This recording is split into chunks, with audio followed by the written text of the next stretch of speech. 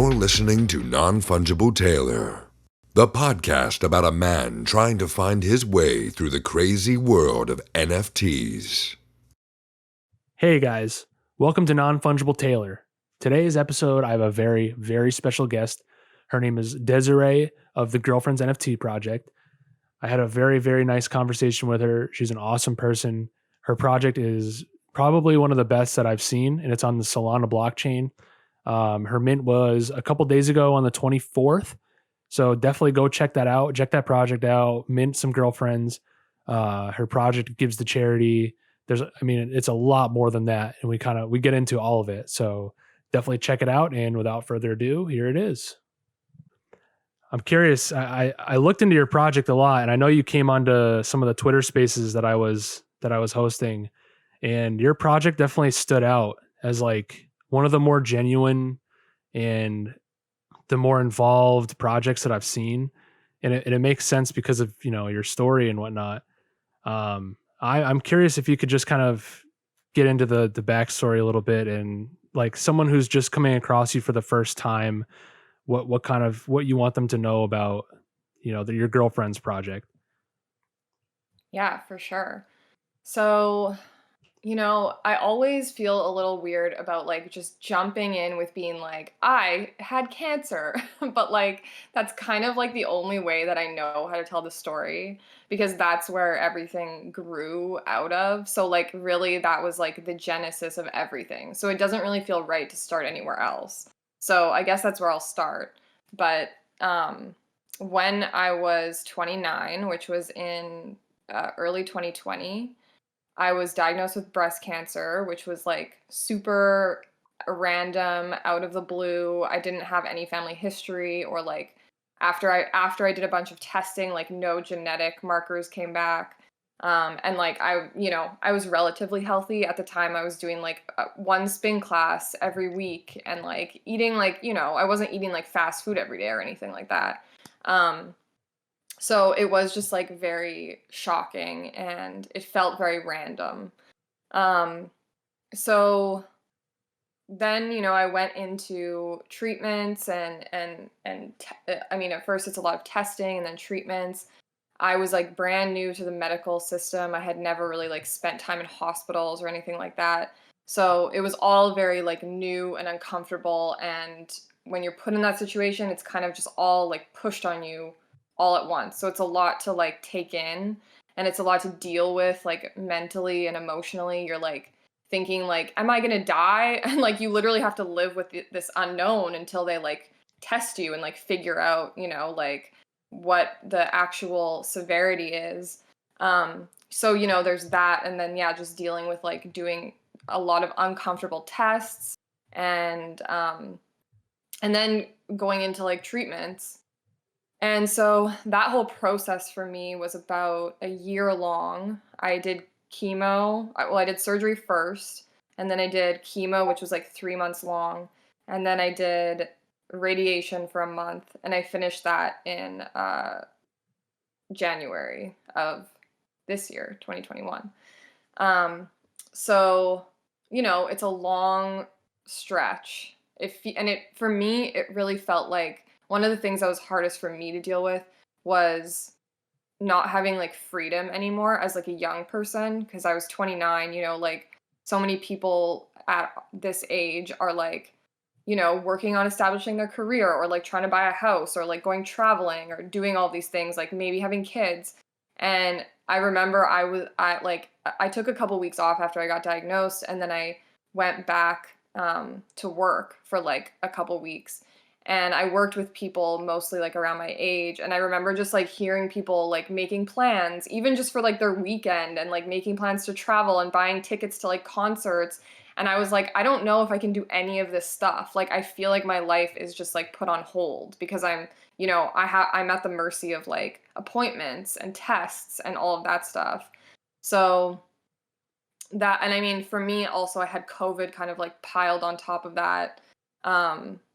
Which I mean, I don't know if that really like matters. I don't want to get into that too much, but it was like another layer, I guess. But anyway, so yeah, I so yeah, I just kind of felt really like trapped. I felt like all my freedom was taken away.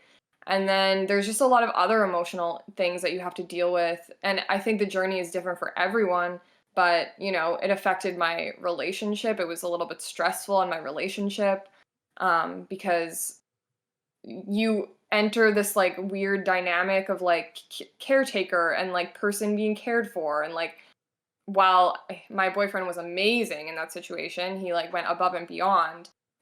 Sometimes just like feeling that helpless like that is like, I personally don't really like it, and it kind of just like changes the dynamic of your relationship for a while. So that's Hmm. like another thing that you have to deal with. But so I was just dealing with all of this stuff, and I did a lot of things to like to manage all of these feelings. Like I started meditating. I never thought I'd be someone that could meditate, but I just started doing it every day, and it really like it was amazing. It's like really helped me just kind of like stay calm and present. But one of the things that I started doing was drawing again. And like at this time in my life, I wasn't like creating on like a daily basis, like hands-on like art. I worked as a digital media producer, for the Canadian Music Awards. So it was pretty like busy, like lots of deadlines, like pretty stressful. And I just didn't have time. I also like produced a little bit on the side, freelance stuff. So my life was like jam-packed with stuff.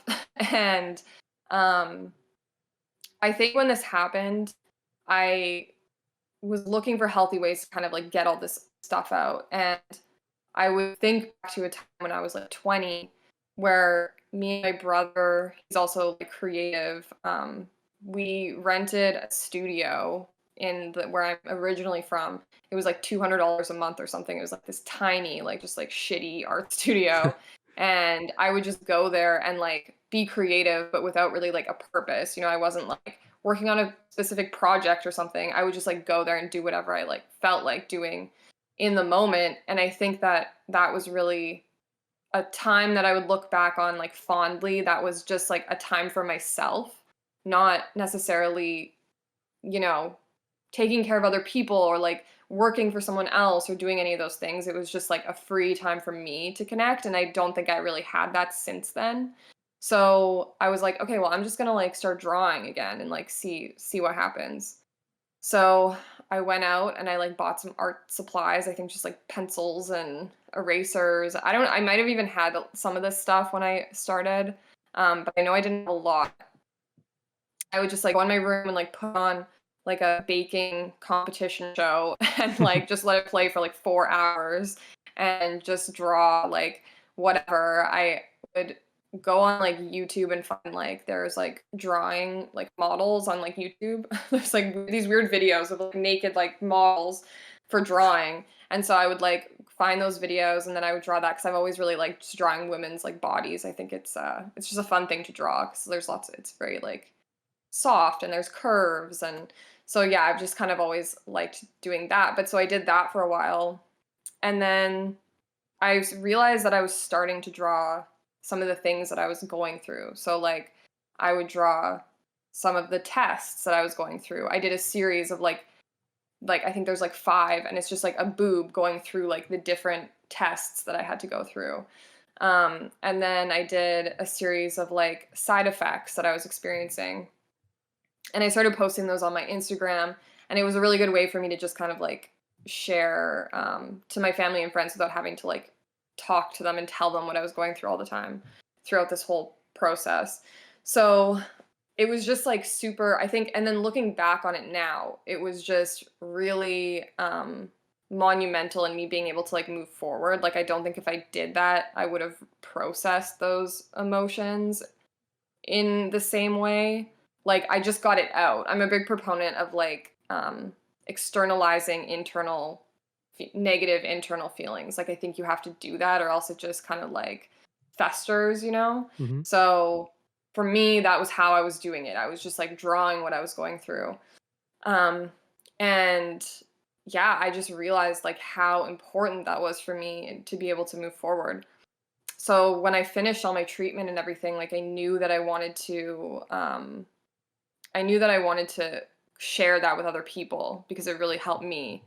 And especially when you're a young person and you feel really alone, like I just wanted to be able to share that and also help people that are in not a great financial situation. Because, like, I'm from Canada, healthcare is free, so I'm lucky. But, anywhere else, like even in the States, it's like getting a cancer diagnosis, all of a sudden you have to pay for all these bills if you don't have healthcare. So, I recognized that I was lucky that I was able to go buy all these things. And I was actually given a gift card for my hospital at Christmas time, which I used to buy an iPad. So, like, even for me to buy an iPad, that was a little bit out of reach for me even. So, and I was in an okay financial situation. And that's what enabled me to take my art digital and like start making the NFTs. So I just really wanted to be able to find a way to like give back to people, young people in the same situation, and also empower them to make digital art if that's what they want to do, and make NFTs and like enter the space if that's something they're interested in. Um, yeah, so that's kind of when like I mean, at that same time, my brother and my partner were getting into crypto and they were getting into NFTs. And they would like, me and my brother have always been pretty close, but we didn't really like talk all the time. So we were both just like busy and whatever, have our own lives. He lives on the opposite side of the country. But then when we started talking about NFTs, like him and my partner would like end up on the phone for hours, like talking about different projects. And I would just kind of like listen in. And at first it didn't make any sense. But then eventually I was like, okay, like this is kind of interesting. And then we would like all go on like Discord chats and like try to mint things. And like, it was like the early days. So I feel like projects were constantly just like their launches were constantly getting postponed or whatever. And it just became this like thing where we would try, activity we would like do together. And then Yeah. we would like laugh at, what was going on and everyone going crazy in like the Discord and whatever. It just became kind of like a funny thing that we would do together and like bond. So we all did that, and then I kind of started like talking about doing a collection. I was already thinking about wanting to do something. I was like, oh, maybe I'll be like an Instagram account where like people can share people affected by cancer can share their art and connect, but it just didn't feel like right to me. Like all of the pieces weren't clicking. So when I started learning more about NFTs, it just like made a lot of sense and everything started clicking because there's the community aspect, there's the financial aspect, there's the art piece. So it just kind of has like everything, to really like do something cool and do something big. So that's when we decided to do the project, and the rest is history. We were just like, let's just dive in. Let's do it. Nice. I mean, wow. And you covered a lot, which is awesome. And, Yeah. it's Sorry, that was really long. no, that's perfect. I mean, you covered Okay. everything, which is awesome. I'm glad that you were able to go on this journey as an artist myself, because I saw you have like an actual team of people on this project, and I can definitely I can't relate obviously 100%, but I can relate to the part of it where you don't really like necessarily talking about what bothers you or what the emotion of it. So I put it into my art, and I let other people see it and take away from it like whatever they can see in it. They can kind of understand me a little bit differently, and I'm sure you understand. um I'm curious, at what point did you decide like, hey, I need to bring on some more people? I like, because I know you said your partner and your brother kind of decided to get into this together, but it looked like you had more people than that on your team. So at what point were you like, yeah, I definitely need to bring on like some software people or PR people? I'm curious. So it actually was at the beginning, it was me, my partner, my brother, and his wife. So she, and we kind of like, we are leading the project. We, have kind of formed the idea from the genesis. And she just happened, like, it's crazy how it worked out because we all have very different backgrounds. And like, I have kind of like an art background. She has a social media background. Like, she's been doing it for 10 years or something. Mhm. So she brought that piece. And then my partner works in like music management, also film. So he brings in like the business legal piece. And then my brother is just very like tapped into the space. So he kind of just brought in like, he always just has like the best advice and knows what's going on and kind of has his ear to the ground. And he's been running like the Discord, and he knows he worked as like a graphic designer, so he can like do all of that stuff too. So we kind of had a really good like solid foundation for, a lot of the parts, like a lot of the pieces of the project.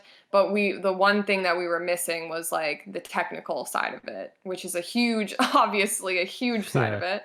So we looked for a dev for a while, and then my partner actually just remembered this guy that he had worked with on a film shoot, who is like a lighting tech, but he also like programs lights. So he does it all like through coding and stuff, his computer. And then he is also like an Ethereum miner, and he was just like into all this I think by trade he was a software developer. So we talked to him, and he was just like, I'm really busy, but like I like this project, and I want to be part of it. So like I'm in. So that's and I think he officially signed on after we had launched our Discord, like right after he started working on it. And yeah, that's the core team. And then we've worked with Magic Eden, so that has been really helpful too. They've kind of helped us a little bit with marketing and the mint process.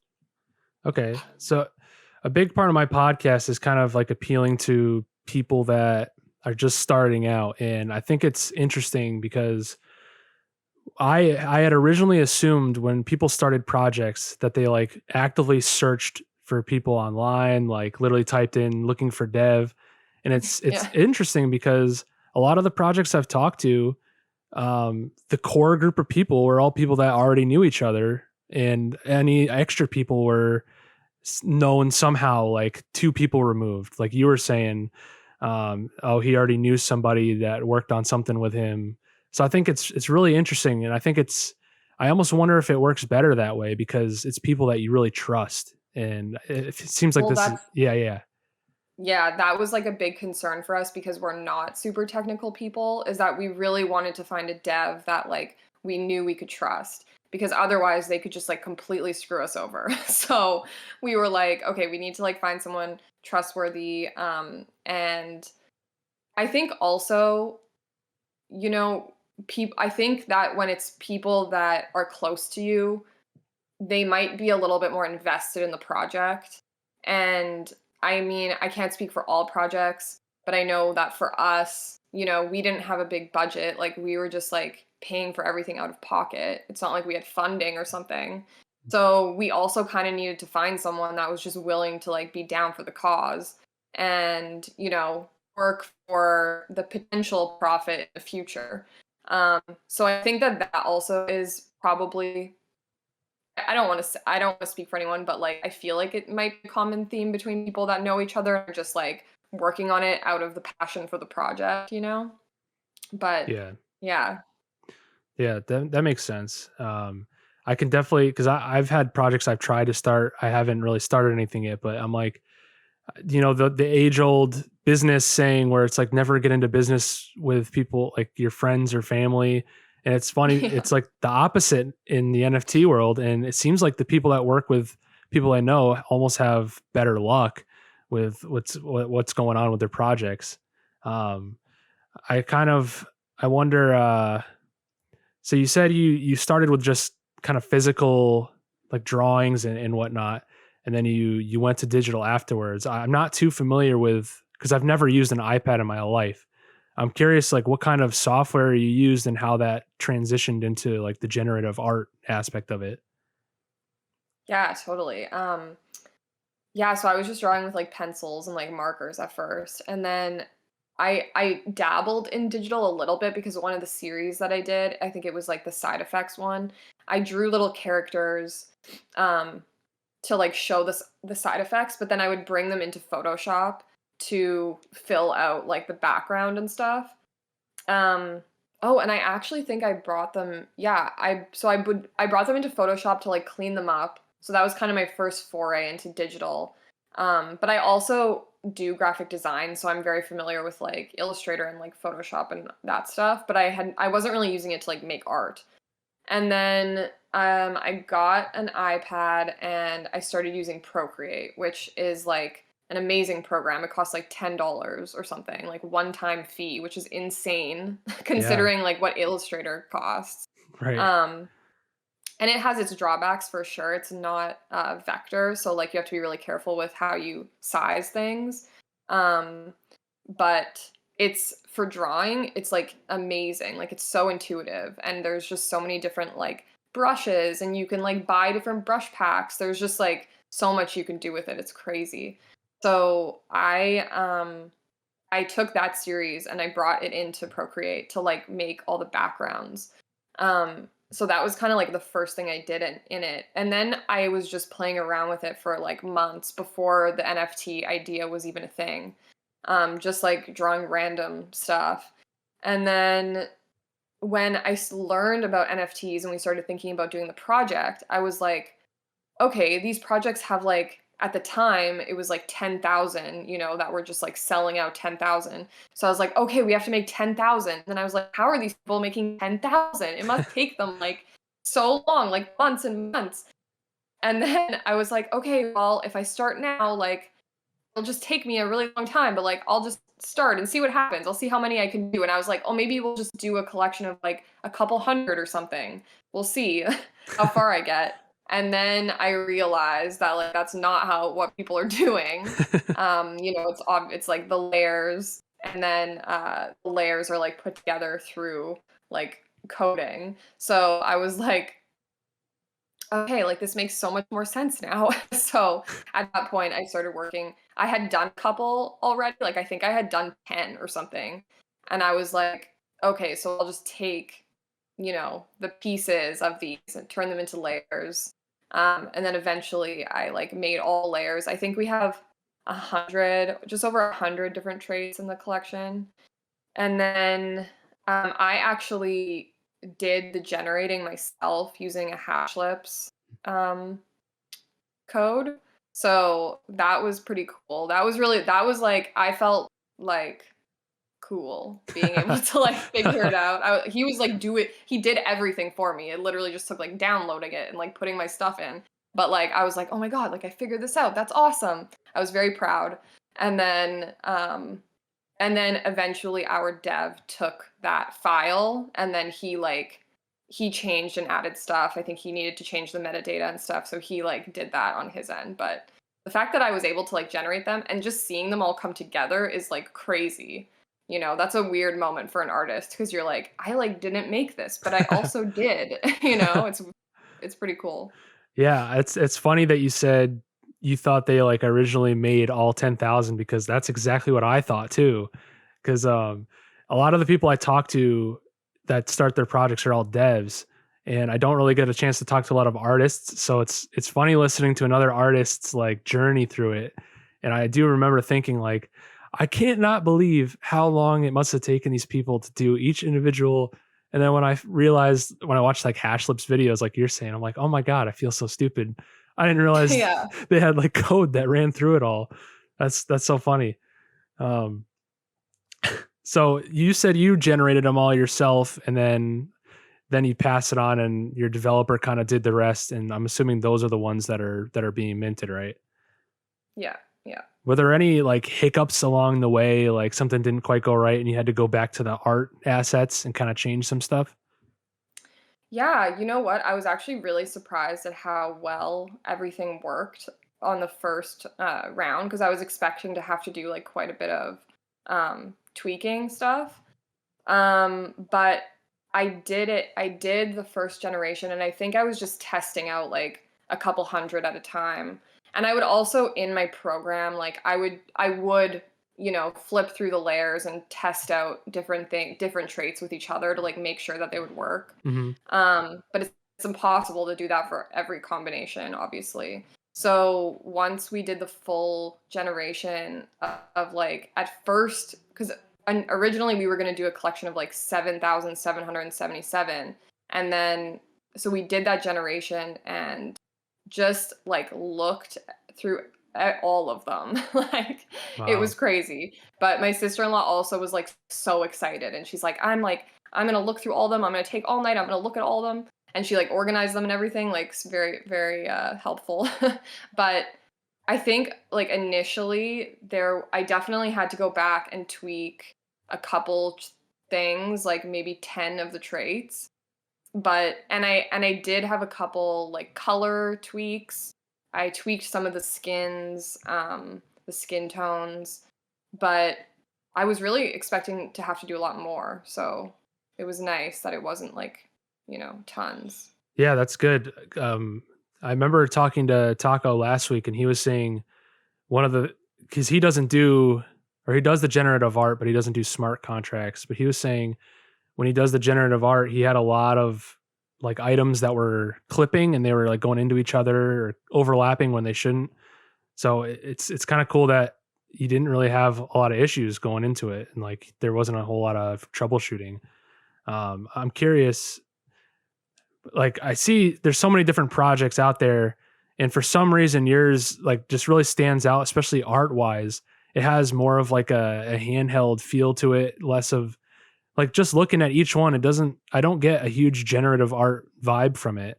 And I'm wondering what your process was kind of with the initial versions of it, and what like where you settled on now with like the head and the cropped and like that. Like did you have older versions that were maybe like that look different? Maybe I don't know if I'm wording that correctly.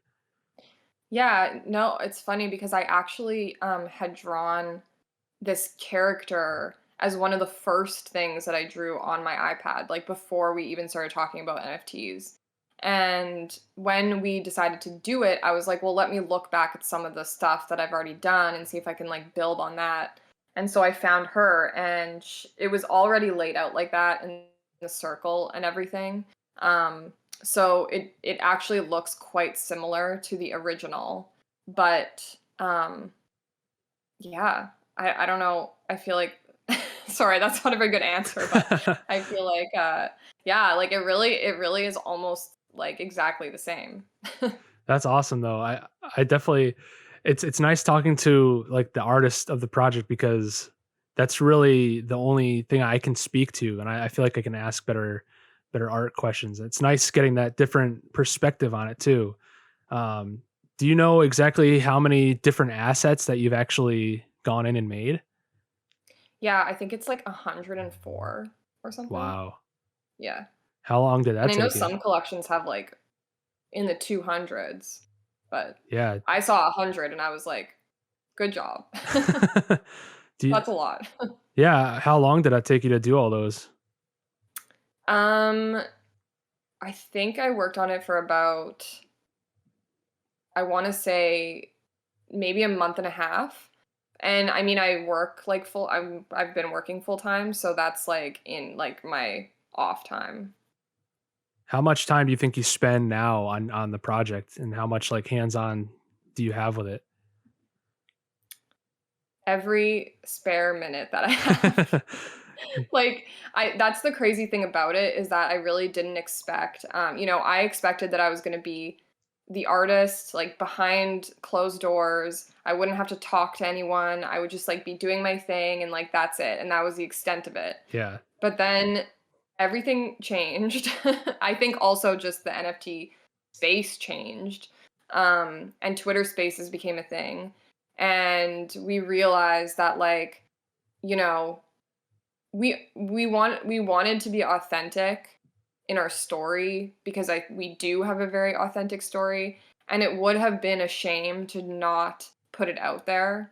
So we kind of reassessed things about halfway through, and we were like, should we dox? Like, I feel like for what our project is, it like makes sense, and like why not? Obviously there's always the fear of me like, oh, if I fail, it's just all on me. Everyone knows who I am, But like I just felt like, it's worth it. And like I believe in the project enough that like I'm willing to be the face. So, um So yeah, so we like put out the video, and then I just started doing Twitter Spaces like every day leading up to the thing, and I would go into like whatever one was going on, and I would just kind of like push myself to like go up and speak about it in the very beginning. I remember there were some that were like pretty uncomfortable because it was just like a lot of guys, but there was also so many like women's spaces, which I was really surprised about. So those kind of became like my safe haven. But sometimes I would push myself to like go out and go into other ones. And then yeah, I just started doing that all the time and made these really crazy, like amazing connections with people, which I'm super happy that I did now because I feel like we actually are part of like a community, which wouldn't have happened before. And that's not even just with our project community. It's like there's this broader NFT community, which is really, really cool. But now, I mean, we have, we're minting now, and it's funny because I feel like a lot of times in my life, I tend to, when I come up against something difficult, I want to give up. And like I've done that before a lot. And this was kind of the first project, aside from like my video work and stuff. But like I really wanted to dedicate myself to it and not like ditch it. Like I wanted to see it through. And I'm almost surprised every day at how much I wake up and I'm like excited to kind of like jump in and, keep going and keep pushing it, because that's a bit of a new feeling for me. So, I'm spending every minute, but like I want to be. Yeah, that's really cool. I kind of have a similar story myself where it's like I tried something in the beginning and I gave up because I was like, it's just not worth it. It's too much. And then once I finally joined the community and I started talking to people and making like actually genuine connections, I started getting more excited about actually putting in the time and the effort. So it's really cool to hear from you as well that you spend so much time when you're not working, like working on this project, and that you actually enjoy it. I think that's really important for people that are just starting out to kind of hear that, even if it might be tough in the beginning when you don't really know what you're doing, but once you kind of get a flow going, it starts to become exciting and enjoyable. And I'm assuming you've made some really, really good connections, and I'm wondering what your what the feedback you've gotten is. I'm sure you've gotten people reaching out to you like, this project means the world to me. Yeah, I mean, and that's kind of like a really cool thing about it is like we when we first entered the space, and kind of like what my brother was expecting was like, okay, the norm is that people just jump on something because it's a trend, and then it like sells out, and then everyone is just like flipping their NFTs, and people in the Discord are just like, when about everything. And so that's like all we knew. So we were like, oh, I guess that's like what it's like. But we've minted, and it's slow, which it's slower than we wanted it to be, but at the same time, something really cool is happening where every person that comes in our Discord is like so connected to the project and so supportive of the cause, and just wants to see it do well, and also has like their own personal stories, that they want to share and connect about. And we have some like amazing people that are just like doing so much to push the project forward, which I mean that's more than I could ask for, like every single person that mints and comes into our Discord and connects, like that's a success to me. So at first I was a little disappointed because I was like, am I a failure? Like this didn't do, what we wanted, but but it isn't, because it's connecting to people.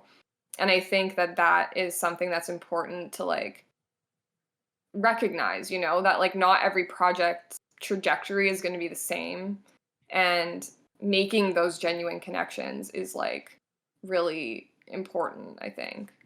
Yeah, I agree with you. And I'm glad you said that because, like I said, people that are just starting out might be a little disappointed that their project they've been working so hard on doesn't necessarily take off like they expected. But when you really look back at the connections and the people that are into it and have joined, and seeing how involved they are, I think that's an important accomplishment. And I think that's a really big achievement that you've achieved. So, congrats.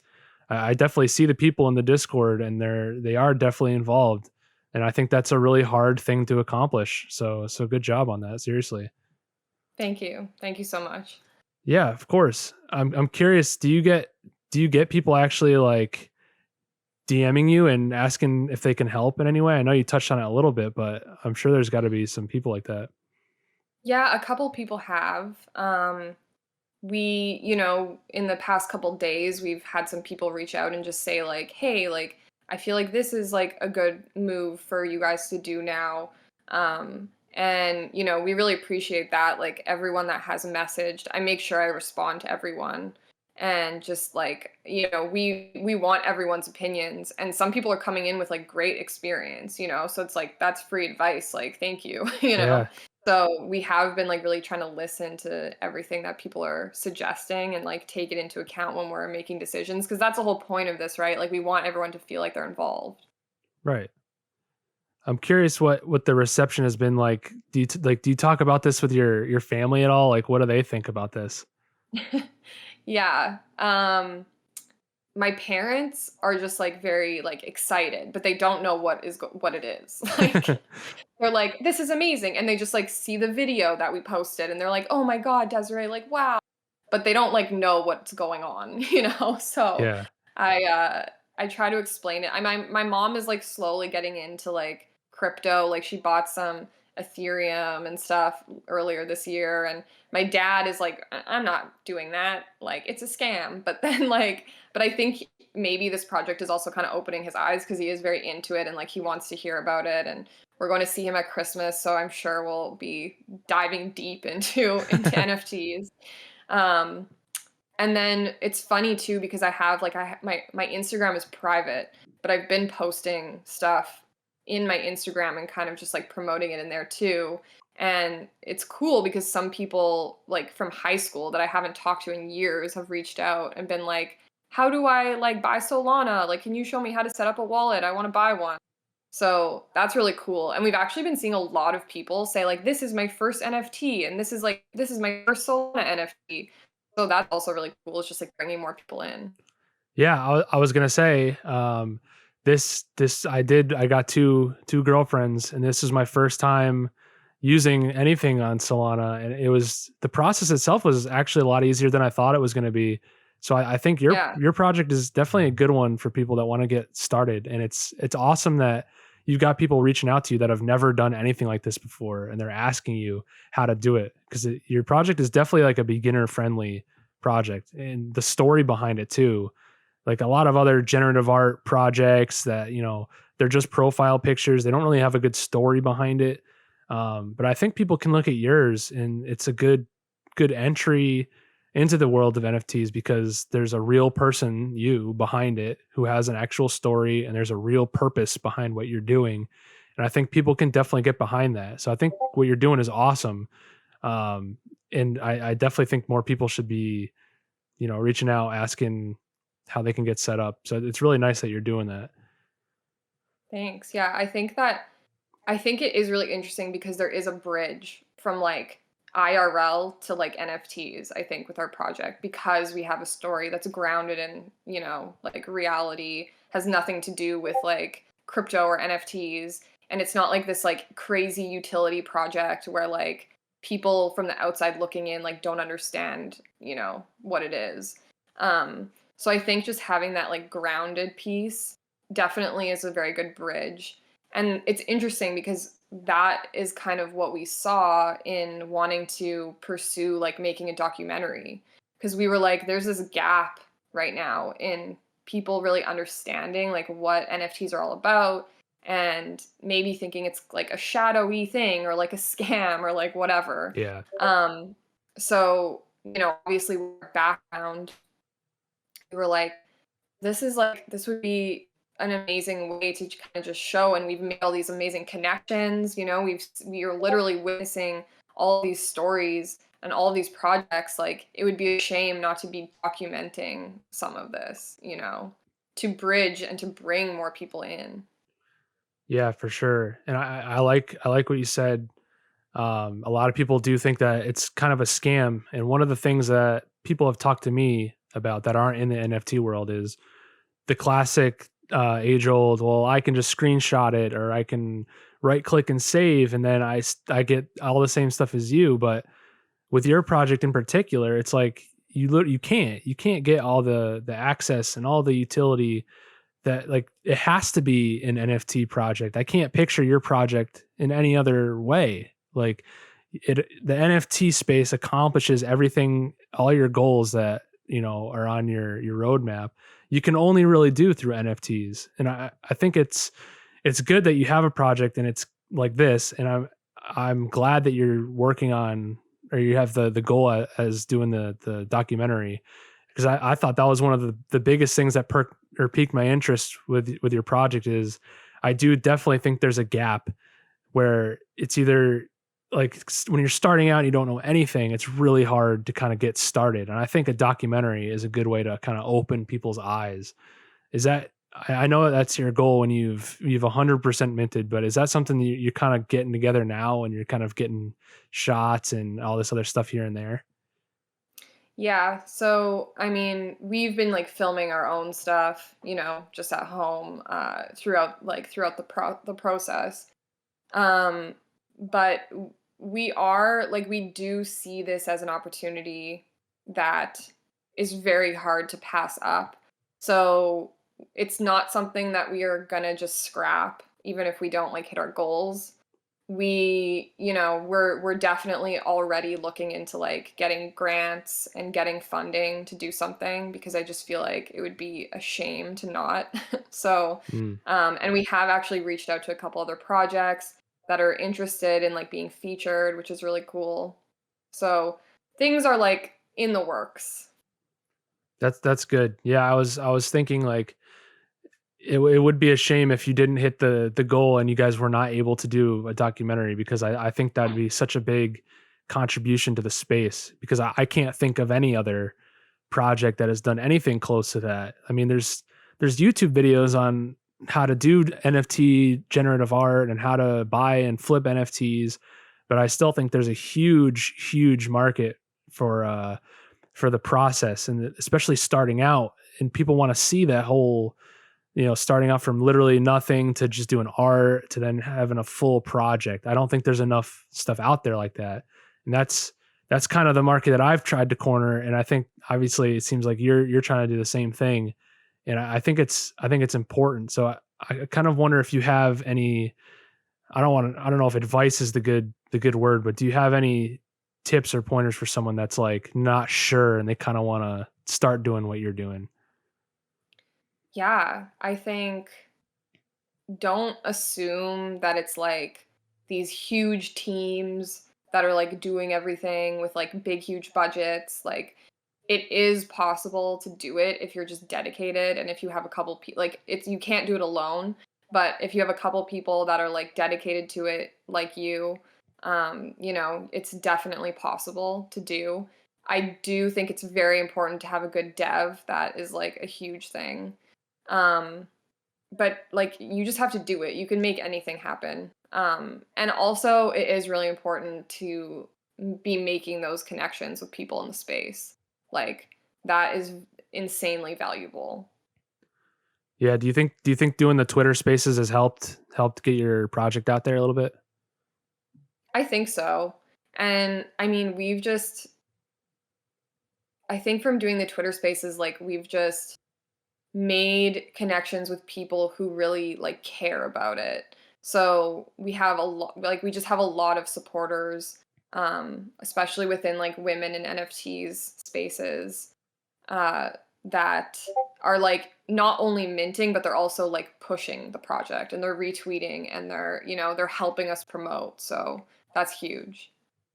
Yeah, for sure. And I do think it's important that there are, women projects out there, because from what I've seen, it is definitely a male dominated field, and it's nice to see, like you're saying, every time I go on Twitter, I do see like all female Twitter spaces. I think that kind of stuff is definitely cool, especially like, let's say you're a woman and you've never had anything like that. You never dealt with NFTs or crypto, And I'm sure it's nice to see that there's whole projects and whole groups of women that are tackling this. So it kind of gives them hope, like, even though I don't know anything, I can still get in here and get started with this. I'm curious if you could, looking back now at the progress you've made, because obviously you've done a lot with this project and invested a lot of your time. Is there anything that you'd go back and maybe do differently or kind of tweak to maybe have things easier for you? Yes, I'm sure there are. And I feel like I've been like thinking about this recently, but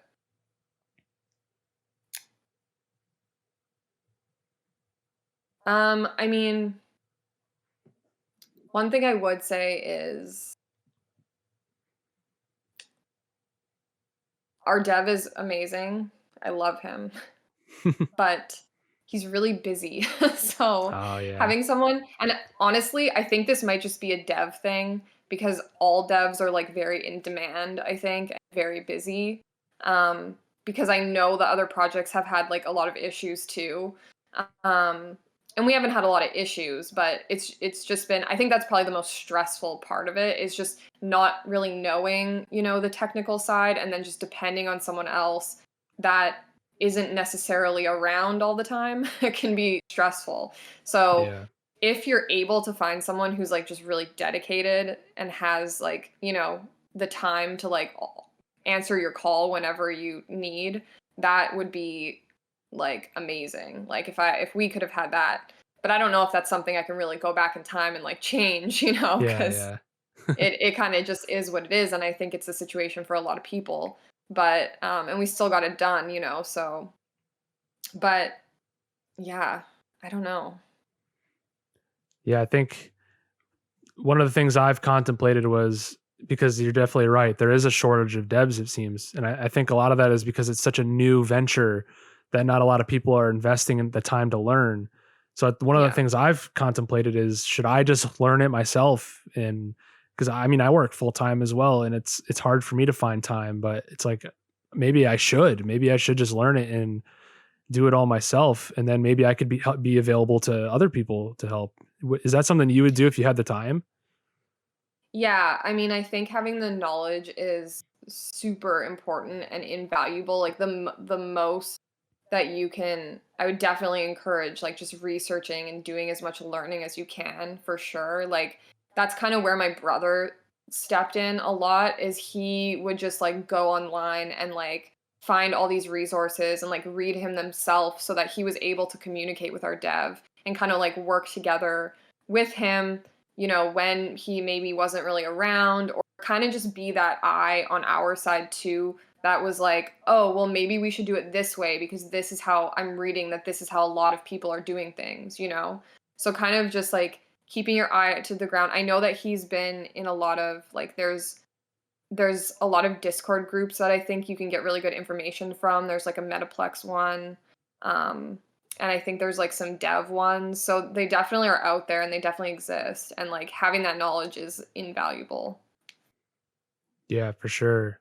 I'm curious. I know all of your time right now is invested with the girlfriends, but do you think maybe you have any ideas for future projects, like way down the line, kind of after the girlfriends thing is taken off? Well, it's funny because I don't really have any ideas for like other like big generative projects, because I feel like I am super focused on this one and I feel like it is something that could have a lot of longevity. Hmm. Um but I have been wanting to like maybe post some one of one art, which is like I never really thought about doing it before, but then one day I was like, yeah, like maybe that would be cool. Yeah, I think that would be. I love your art style, and I was actually thinking that too, because I do one of ones every day, and it's definitely quite the process. But for me personally, I think it's very rewarding, and I think your stuff would look really cool if you were to do a one on one stuff on the side. Thanks. You do it every day? That's crazy. Yeah, because like I said, I work full time. Yeah, every day I come home and I like design a whole cartoon from scratch, come up with like a whole backstory and everything. It's That's so definitely, cool. yeah. It's definitely time consuming though, and there's some days where I'm like, do I really want to do this anymore? It's a lot. But then I meet people like you, and I go in the Twitter spaces and I hear people talking, and I'm like we said before, oh, it is worth it, because I've met so many really cool people and people that I actually talk to every day and that are better friends than the friends that I actually know in person. Like, Yeah. is that kind of the same with you, you think? Um, it's funny because I haven't really been the kind of person that has like a bunch of friends. I have like few friends that are very close friends. Hmm. So I think I do have those like really good connections in real life. But the one thing that is interesting about the Twitter spaces is that people just get really deep, like really fast, I find. Like there isn't a lot of that like small talk and stuff. So you kind of just get to know people really fast and like form those connections. Yeah, that's literally that's what I found too, because one of the reasons I do my art, it was like because I was coping with a lot of mental illness and the art was helping me. And my goal was to get in these Twitter spaces and just talk about the art. But like right away, I started talking about my mental illnesses, and I was like, wow, I was not, wasn't expecting this to be like a therapy session, but it kind of was. Yeah. So yeah, people like some of the people I talked to on Twitter for like a couple weeks, they know more about me than even like my parents sometimes. And I'm like, that's Yeah. so crazy. And it doesn't feel weird. It just feels completely normal. I think that's so cool. Yeah. Yeah, totally. Yeah. I mean, but isn't that funny though? It's kind of like impossible to tell the story of your art without telling about your, what you're going through and like where it comes from. Yeah, it is. It is funny. I can't believe I thought that people would just be interested in the art and not like the artist behind it, because that's, as an artist, you should think like you're a big part of it. If you look at any famous artist, a lot of people follow their story, and that's why they like the art. Like your art can be really cool, but if you don't have a story behind it, like you don't have a person behind it, like you or I, then there's nothing to really relate to. So I think that's definitely a good point. Um, do you have people that are just like, I don't know how to word this, that are just interested in the like your art necessarily and not necessarily the NFTs? Like, do you have a community for just that aspect of you? No, not really, because I haven't like really made anything like I started posting a little bit of digital art on my Instagram before doing this project, but this is something that's true to like my whole life is that whenever I would post like something creative on my Instagram, instead of like my face or like I don't know, just like a selfie or like me with my friends or something, it always just gets like way less likes. So I'm like, okay, like I guess this sucks, but I don't think it does. I think it's just people, whatever. Like people aren't into like the creative stuff as much unless you're like an established artist and like posting all this like really cool art. And like my art before this is like probably okay. I don't know. But so no. That's funny. Yeah, there's Yeah. there's been a couple people I talked to that they already kind of had a following, whether it was through their art or through, like, Taco Tribe was a streamer. He played, video games and stuff. And he actually said he didn't use his following at all. He started from scratch. And I think it's cool to see there's people that have a huge following and people that don't have any following, and they're both able to kind of come to the same point. And did you have, like, when you started out, was it just you that was on Twitter and promoting and stuff, or did you already have your the person that was doing that? Like, was that right from the beginning, or did you kind of transition into that? No, so we always had she goes by Cowgirls, like my sister-in-law, but she's been doing it from day one and like she's like killing the game. Like I'm not a social media person. Like I didn't even use Twitter before this. I was always on Instagram. Hmm. I like made an account for this. Like a personal account. And so she has been handling everything and like before this she was watching what NFT projects would do and kind of like assessing and looking at what worked and what didn't. But I want to give her a lot of credit because she like at first I was like, oh, let's pay promoters. Like that's what people do. We're just gonna pay and then we'll get like a million. And she was like, no, like we're not paying any promoters. Like we're gonna do it organic. And that's what we've done the whole time. We haven't paid anything for promotion. So like she's just done a really, really good job.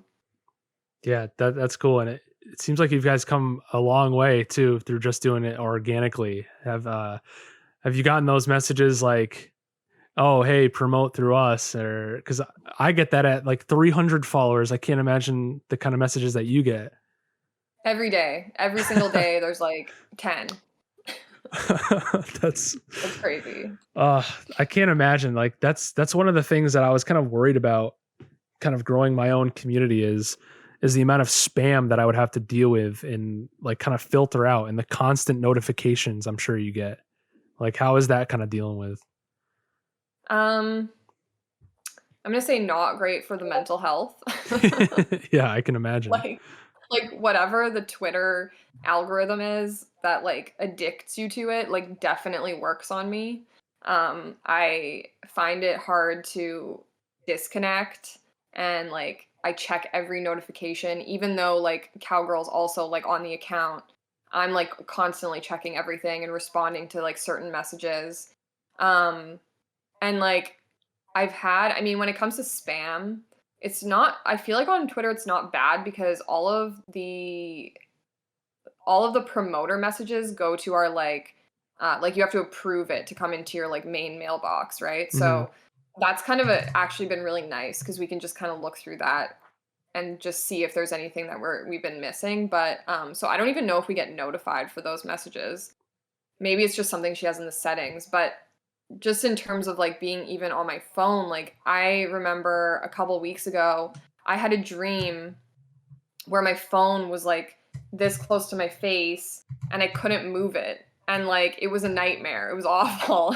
So Jeez. I think that was just like a product of like constantly being on screens, but I don't really know how to avoid it. I do think it's important to like take time and step back and not necessarily feel like you need to be like plugged in all the time, like you need to see every single notification, like you need to respond to every message. Like the world is not going to end if you see something tomorrow or in a couple hours.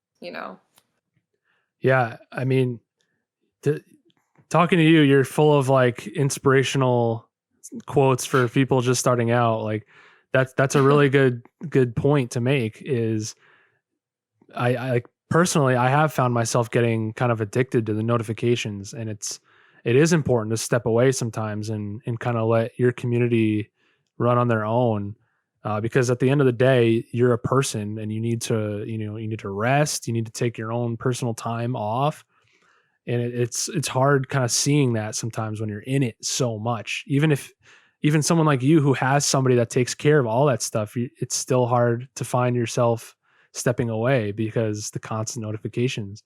um have you gotten any negative feedback? Because I've gotten quite a bit of negative feedback on my art in my projects, and it's kind of hard to ignore sometimes, even if it's not a lot. Wondering if you got the same at all.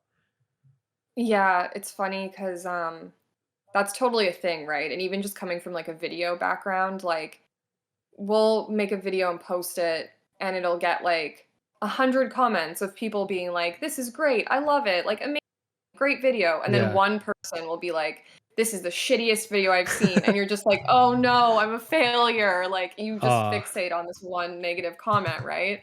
So I feel like I've had a lot of training over the years on just like dealing with that and kind of like not letting it bother me. But we actually haven't gotten too much bad feedback. I do remember in the beginning, someone commented, someone commented on one of our posts being like, "Why isn't there any good art on Solana? Everything is so ugly." And I was like, "Okay, oh my thanks." god. Yeah. And then that's like the worst comment I think that we've gotten. And then like we've had a little bit of, I mean, not necessarily like negative comment, but in the beginning, before we added a lot of this stuff to our roadmap, we did have some like criticism of like, oh, okay, like good for you, you're donating to charity, but like what else? Like what's your utility? So I was just kind of like, well, that's important too. Like not all NFT projects have to be like the same thing. But we took the feedback, and that was one of the reasons why we decided to like reevaluate and add stuff. But yeah, I love how donating to charity just isn't enough for some people, you know? I know. Well, it's like, I guess some people feel like maybe it's just like a, like that's how you're bringing people in, or maybe it's like you have to do it now or something. But that money's still going to charity. Like at the end of the day, you know, still benefiting the world. So Yeah. who cares? Yeah. And I think it's important that you also said not every project has to be the same, because that's one of the things that I've kind of learned through listening to so many different projects on Twitter Spaces and on here, is that there's no right way or one way to do this. I mean, you just kind of pave your own way. I mean, I know NFTs have only really been a thing for a few years, which might sound like a lot to some people, but it's really not. And there's so many projects out there, even the ones that have done really, really well. They're all very different. And I think it's cool seeing like your project specifically. It is unique, and you can tell just by looking at it and even looking deeper into it on your website and reading about it. It's unique, and I don't see a whole lot of charity NFTs, but I think you guys, like, you're so much more than a charity NFT. I mean, the stuff that you have planned, like the coloring book, I think that's such a cool idea, let alone the whole documentary thing. I think it's nice that not only are you building a utility for holders through the community wallet I saw, you're building this. I think the coloring book thing was such a cool idea. I'm wondering if you can kind of talk about how that came to be, and you know what your ideas were for that. Yeah, I mean, I feel like it just kind of like made sense because you know, our whole thing is art therapy. We've started holding Twitter spaces that are like just drawing parties. So we just like play music and we give drawing prompts and people can like draw with us. So we've started doing that weekly, and it kind of just like came out of that. It was like, well, this feels like a natural progression of that. Just inspiring people to like be creative, you know, and people that aren't necessarily don't think of themselves as artists, just do it. Like you don't have to make a masterpiece. It's more just about like expressing your emotions.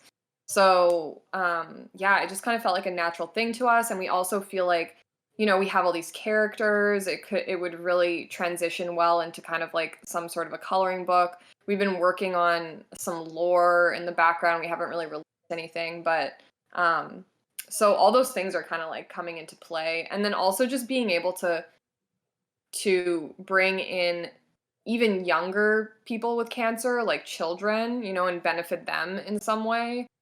Even though it's a small thing, you know, I think that I just love that idea of being able to help them too, you know, bring some happiness. Yeah, I'm curious, like how you have the charity things set up. Like, did you find charities that specifically accept crypto, or did you have to like call and try to make sure that they had something set up for that? Yeah, that's a great question. So we've actually connected with one charity so far who is actually very present in the crypto community. Like they go on Twitter Spaces and stuff, which is really cool. So I know that they accept crypto. But there's also this website called the Giving Block, which it facilitates charities to accept crypto.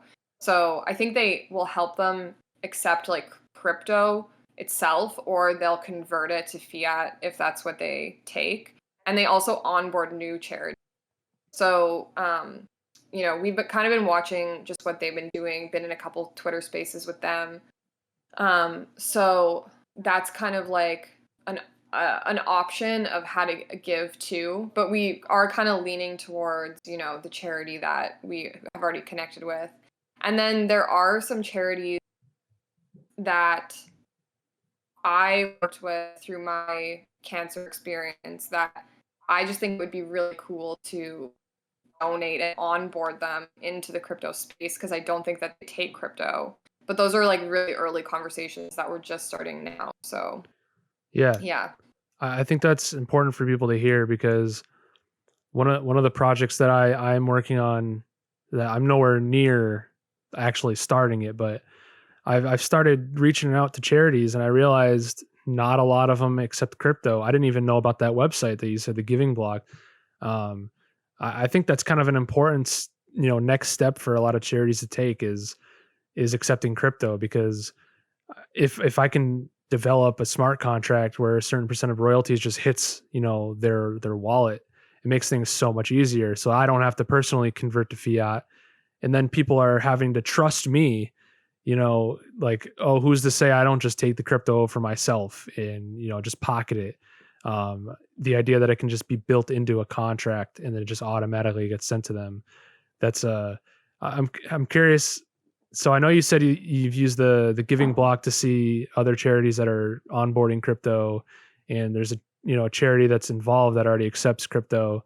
I'm curious, like, are you actually actively calling other organizations as well and seeing, or is this all just like email and online stuff? Sorry, I just missed what you said before. Are we actively what? Are you actively like calling organizations, Oh. or is this all just through email and stuff? Because I've attempted to call certain people, and it just, the conversations just kind of die. Yeah. We connected over the phone with one charity, but that was the one that already accepts crypto, so it was a really great conversation because they just like understand already. Um, the other ones we've just been, yeah, kind of connecting with over email so far, but it's like very early. The conversations haven't really gone anywhere yet, so we're hoping that they'll be open to it. Because like what you said too, I was in a space with the Giving Block the other day, and they said something like, I like, don't quote me, but that the NFT space has generated more income for charity than like some other huge like spaces, and like it's like one of the biggest. I am not saying this correctly at all, but it's like generating an insane amount of money for charity. And if, there's so many charities that are closed off to accepting crypto, like it'll just open up so much more opportunity for them to bring in money if they are onboarded. Yeah, no, I agree, and I think I did hear something similar to that. The NFTs bringing in, such a big amount of charity money. Do you think do you think that could be a really big kind of selling point for a project like yours? Yeah, I think so. I mean, I that's like my dream. I would love if one of the charities that, I worked with that really benefited me, if I could kind of like, give back to them by opening them up to this space and maybe setting them up to, be able to receive more funds in the future. Yeah, I think it'd be really cool too, because one of the other projects I talked to is working with an Alzheimer's foundation, and they actually they went through like a rigorous screening process where they looked at the whole project, like analyzed everything, seeing if there's, they had to say things a certain way, and they sent over a bunch of assets to help like promote. Is that kind of a route you'd want to take, where an organization like really works with you and kind of like works hand in hand with your project and kind of helps you out as well? I would love that. And I think that there's some really good opportunity, especially like one specific organization comes to mind where in the future, like I would love to partner with them and do like art therapy sessions where we like bring in art therapists to like talk to people, because that's something that they already facilitate, is like just getting experts to hold like webinars and stuff for people. So I think there's a lot of opportunity for us to partner with a charity like that and just like do some really cool things. Yeah, I think that'd be really cool too. Um, and kind of on top of that, I do see a lot of artists and, NFT projects that are collaborating with other projects and doing like a cross promotion NFT series where it combines elements from both projects. Is that something you'd be open to as well? Yeah, totally. We haven't really like talked to any other projects yet, but we've like had a very early conversation with one, which could be a really cool collab, but we don't have any like set in stone plans yet. But we do have something in the works with Hello Breasties. I believe so. Cowgirl has more of the details than I do, but they were organizing some sort of like I think auction or something of a bunch of different projects, and then the money would go to like a breast cancer organization. Okay. That's a good idea. I'm like, especially for someone like me who kind of does everything by himself and promotes by himself, and I'm still new to everything.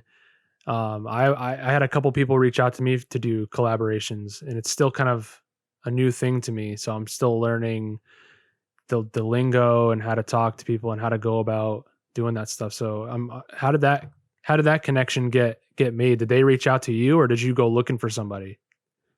They reached out to us. We also have just been really like close with them because they kind of started their project around the same time as we did, and we have similar, values.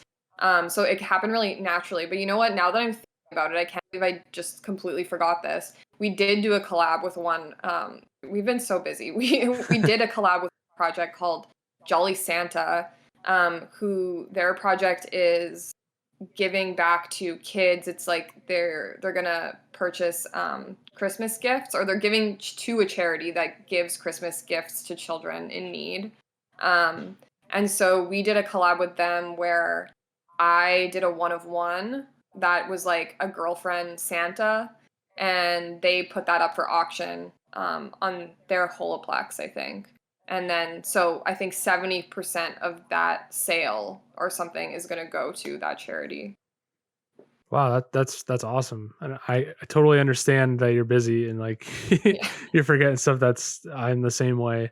But that's really cool. And I like that there's collabs that actually have some sort of charitable aspect to them, and they're not necessarily just cross promoting each other's project, but they're actually kind of contributing to something as well. Um, for the interest of time, I think we're going to start wrapping up. It's been such a great conversation, and I absolutely love meeting new projects and people like you that are like super invested in what you're doing. And I can clearly tell it's not like a cash grab. Like you genuinely, Yeah. you genuinely believe in what you're doing. I think that's so cool.